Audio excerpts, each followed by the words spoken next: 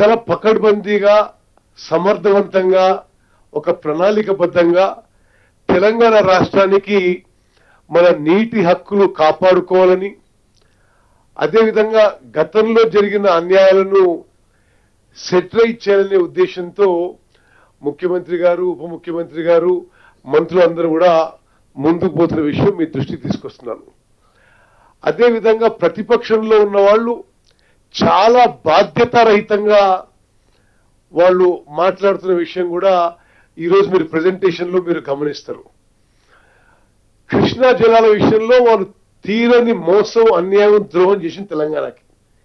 ఎక్కువ నీళ్లు ఆంధ్రాకి ఇచ్చే విధంగా వాళ్ళు ఒప్పుకొని, ఆ తర్వాత మనం అధికారంలో వచ్చిన తర్వాత అది ట్రిబ్యునల్లో ఆ విషయాన్ని మొత్తం రీఓపెన్ చేసిన మరి మన కృషి అయితే వాళ్ళు బయట మాట్లాడేది మరొకటి. అదేవిధంగా గోదావరి నది జలాలు రాయలసీమ తరలించడానికి ప్రయత్నాలు వాళ్ళు మొదలుపెట్టి, మరి ఈ మధ్యకాలంలో మన మీద, మన ప్రభుత్వం మీద దుష్ప్రచారం చేసే విషయం కూడా మీరు గమనిస్తున్నారు.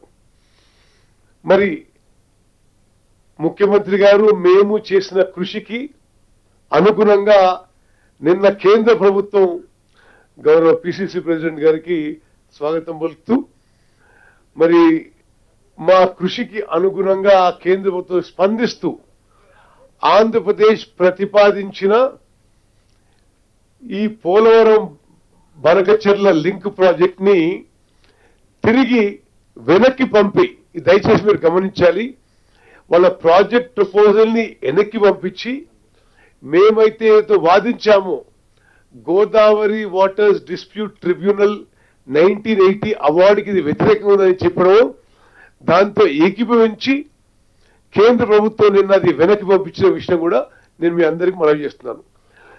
మీరు దయచేసి ఒక 50 నిమిషాల పాటు ఓపికగా మీరు వినాలని కోరుకుంటూ ఈ విషయాన్ని విస్తృతంగా మరి అందరికీ తెలియజేయాలని చెప్పి కూడా మీకు మనవి చేస్తున్నాను. ఏమైనా ఇష్యూస్ ఉంటే రాసుకోండి. మొత్తం ప్రెజెంటేషన్ అయిపోయిన తర్వాత మీరు ఎవరైనా ఏదైనా విషయాలు, సందేహాలు ఉంటే అవి జవాబు చెప్తామని చెప్పి మనవి చేస్తూ, okay, next slide.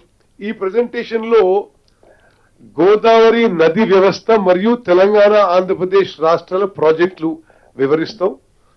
Polavaram Banakacherla link project ఆవిర్భావం 2019లో అంటే టిఆర్ఎస్ గవర్నమెంట్ లో గోదావరి జలాలని కృష్ణా, పెన్నా నదులకు మళ్లింపుపై ఆనాడు కేసీఆర్ ముఖ్యమంత్రిగా, జగన్మోహన్ రెడ్డి గారు అటు ముఖ్యమంత్రిగా జరిగిన చర్చల విషయాలు, అదేవిధంగా పోలవరం బనకచెర్ల లింక్ ప్రాజెక్ట్ ప్రతిపాదన, పరిధి, ఆ ముఖ్య అంశాలు, మరి ప్రాథమిక నిర్వహణ నివేదిక, అదేవిధంగా ఏ విధంగా ఈ ప్రాజెక్టు చాలా చట్టాలని ఉల్లంఘిస్తూ ప్రతిపాదించబడ్డ విషయం కూడా మీకు మనవి చేస్తున్నది. కేంద్ర ప్రభుత్వం కూడా చెప్పడం జరిగింది. ఇది ఏపీ రీఆర్గనైజేషన్ యాక్ట్ 2014కి వ్యతిరేకం, పోలవరం ప్రాజెక్ట్ అథారిటీకి వ్యతిరేకం, గోదావరి జల వివాదాల ట్రిబ్యునల్ అవార్డుకు వ్యతిరేకం, అదేవిధంగా పర్యావరణ అనుమతి కూడా ఇది వ్యతిరేకం. దీనికి నిన్న మా రిప్రజెంటేషన్ మీదనే ఎన్వైరన్మెంట్ మినిస్ట్రీ ఆంధ్ర ప్రాజెక్ట్ ని, ఆంధ్రప్రదేశ్ ప్రపోజల్ ని రిజెక్ట్ చేయడం జరిగింది. అదేవిధంగా ఈ పథకం వల్ల తెలంగాణలో ఏమి మన కన్సర్న్స్ ఏంటిది, మన ఆందోళన ఏంటిది? ఎందుకంటే మీరు మీడియాలో చూస్తుండొచ్చు, చంద్రబాబు గారు ఏమంటారంటే ఇది తెలంగాణ దాటి ఆంధ్రాకి వచ్చి ఆంధ్ర నుంచి సముద్రంలో కలిచేటప్పుడు మేము ఉపయోగించుకుంటున్నాం, మీకే ఇబ్బంది అనే విషయం వాళ్ళు చెప్తున్నారు. దాంట్లో వాట్ ఆర్ అవర్ కన్సర్న్స్ కూడా ఎక్స్ప్లెయిన్ చేస్తాం.